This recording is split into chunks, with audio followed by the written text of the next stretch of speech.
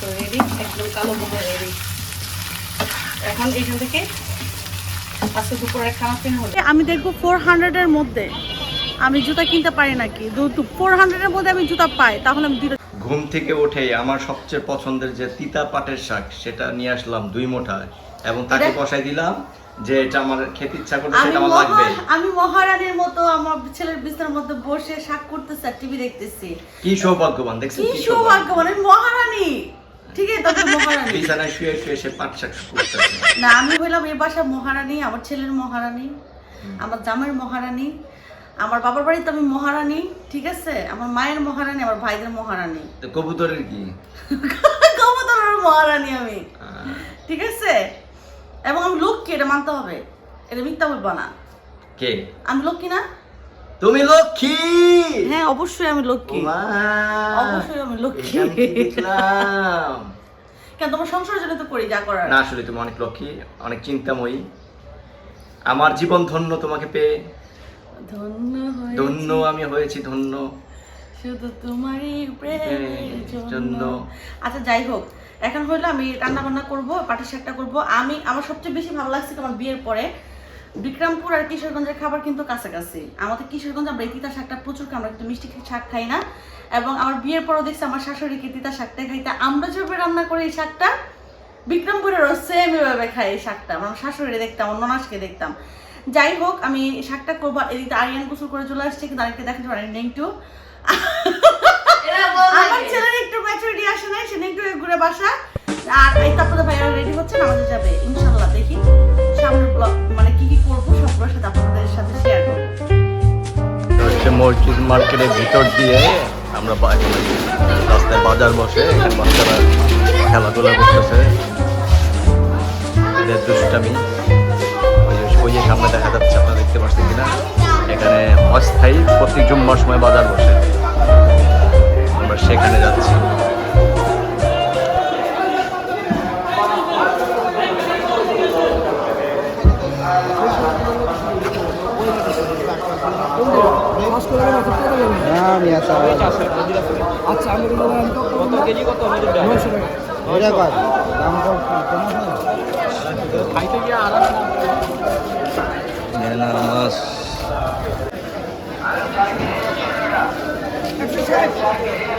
চিংড়ি ধরে নিলাম।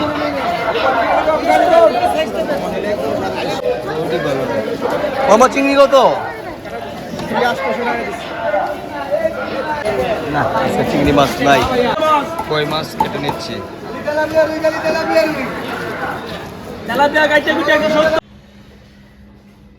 আপনার আপু তরমুজ খেতে চাইছে, তাই পছন্দ করে তার জন্য আমি তরমুজ তো আনতে পারি নাই, মধু নিয়ে আসছি। মধু মধু দেখি তো কেমন, একটু টেস্ট করে দেখি, দেখি কেমন মজা।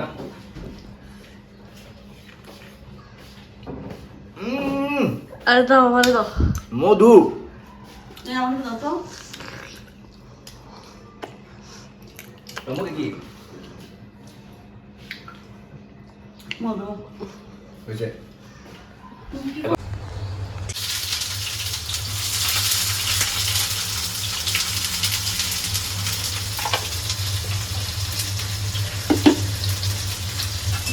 আপনাদের রাকিব ভাইয়া হলো শাক নিয়ে আসছে, তো এখানে আমি শাকটা বাগার বলে, যেটাকে আমাদের দেশে তো বাগার বলে এটাকে, মানে বেশি করে পেঁয়াজ তারপরে হলো রসুন দিয়ে এটাকে ব্রাউন কালার করে ভাজবো।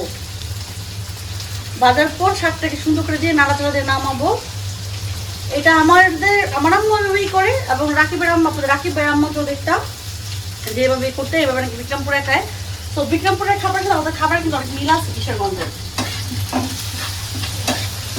রাকিবের মধ্যে আমার মধ্যে খাবারের কোনো প্রবলেম নেই। এখানে আমি সরিষার তেল দিয়ে দিচ্ছি। হ্যাঁ, কি করতেছো?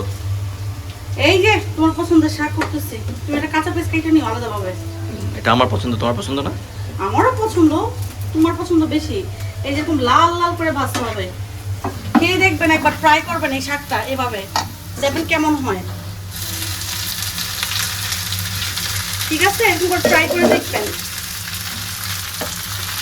এরকম যদি একটা শাক করেন, পটের শাক, আমার মনে হয় না আর কিছু লাগবে আপনাদের। একমাত্র এই পাটের শাক দিয়ে শুধু ভাত খেতে পারবেন। আমার আম্মা এরকম পাটের শাক করে আর জলপাই দিয়ে ডাল রান্না, সরি আম দিয়ে ডাল রান্না করে। কারণ এই সিজনে কিন্তু আমটা ভালো পাওয়া যায়, মানে ছোট ছোট ছোট আম পাওয়া যায়। আমাদের এই শাক আর ওই আম ডাল আর কিচ্ছু লাগে না, জাস্ট দুপুরবেলা খাবারের জন্য। আরিয়ান হলো কি করে, পড়া নিয়ে বসে থাকে, যতটুকু না মুখস্থ করে সে অতটুকু আমাদের পিছন দৌড়ায়, মামি পড়া ধরো, মামি পড়া ধরো, মামি পড়া ধরো। আমি এখানে কালকে রাত্রে গরুর মাংস ছিল, তো আমি সরষের তেল দিয়েছি ফ্রাই প্যানের মধ্যে, আর এখানে খানিকটা পেঁয়াজ দিয়ে দিচ্ছি। এই পেঁয়াজটা হালকা একটু ব্রাউন ব্রাউন শেড আসতেছে এখন। আর এখানে আমি দিয়ে দেবো গরুর মাংসটা, বেশি একদম ভাজবো না, তাহলে গরুর মাংস যখন ভাজবো তখন পেঁয়াজটা পুরো একটা গন্ধ এসে পড়বে আর কি। সো আমি গরুর মাংসটা এখানে দিয়ে দিব। কেমন হয়েছিল কালো গরুর মাংসটা? অনেক মজা, অনেক সেই হয়েছিল, সেই। এখানে আমি তো ভাজা ভাজা করবো গরুর মাংসটা এখন চিন্তা করে। মাংস ছিঁড়া বলো না, মাংস ছিঁড়বো না, মাংস আসতেই থাকবে, কারণ এখানে অনেক মাংস, মানে মাংস ভালোই আছে পরিমাণ, ছিঁড়বো না।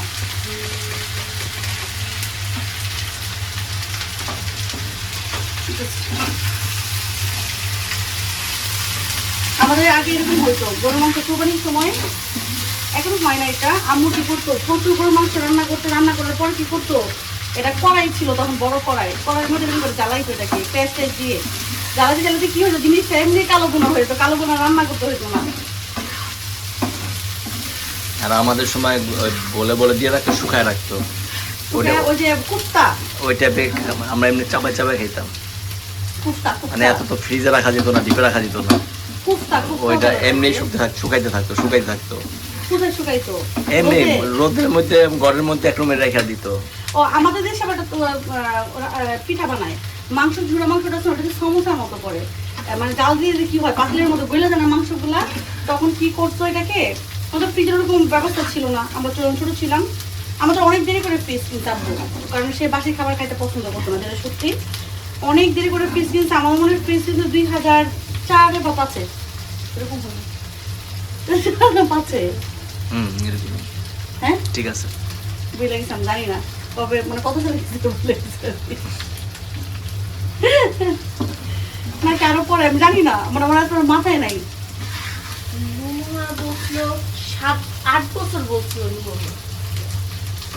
কি কয়, আরে তুমি দিয়ে যাও তো। আমাদের বাসায় ফ্রিজ ছিল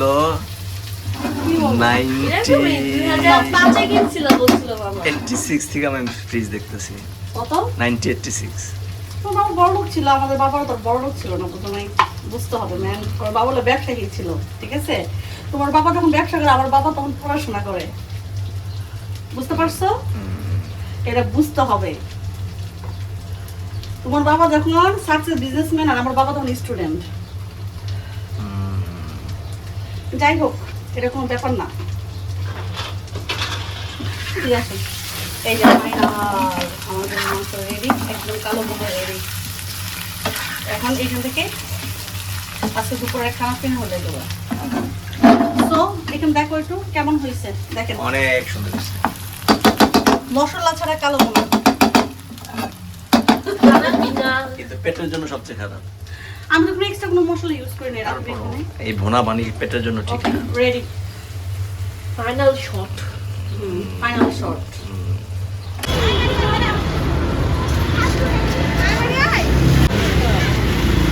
কেন বের হইছো? হোন্ডার চেনের ডিস্টার্ব, গটর গটর গটর গটর, আমার বোর মতো। চেনের ডিস্টার্ব? আমার বোর মতো চেনের ডিস্টার্ব, খালি গটর গটর করে বোর মতো। তাই এটা ঠিক করে যাচ্ছে। এইভাবে যদি বউরে ঠিক করে দিতে পারতাম। 16 বছর ধরে তো গটর গটর করে সংসার করে ফেলাইছো।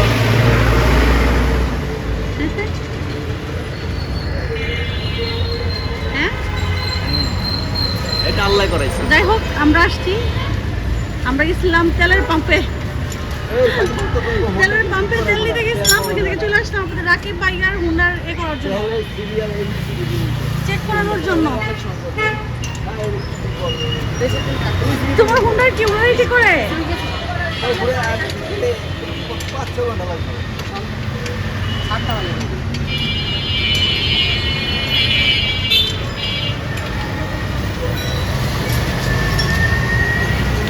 দাঁড়াইছি, যাও তোমরা চেক করো হুন্ডা।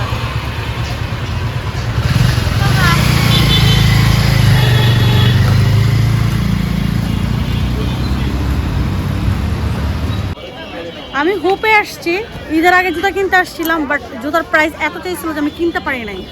তো আজকে আমি দেখবো 400-এর মধ্যে আমি জুতা কিনতে পারি নাকি। 400-এর মধ্যে আমি জুতা পাই, তাহলে আমি 2টা জুতা নিব। এটাই চ্যালেঞ্জ। এটাই চ্যালেঞ্জ, আজকে দেখি পারি নাকি। কোনো অপশনের প্রাইস বলার দাম শুনে বুঝতে আমি পারছি যেটা না, নিব বলা যাচ্ছে না, আমি যেটা নিব 400 করে হয় না। অনেক করে কিছু না। আচ্ছা ঠিক আছে, চলো।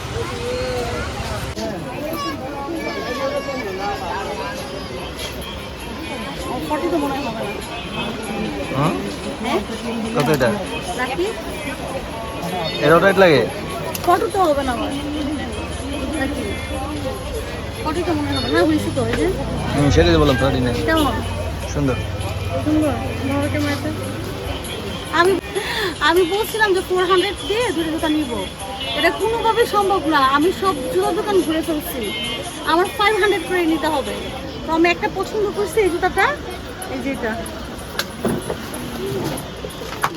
কেমন হয়েছে এই জুতাটা? সুন্দর। কেমন নিব? নিয়ে নাও।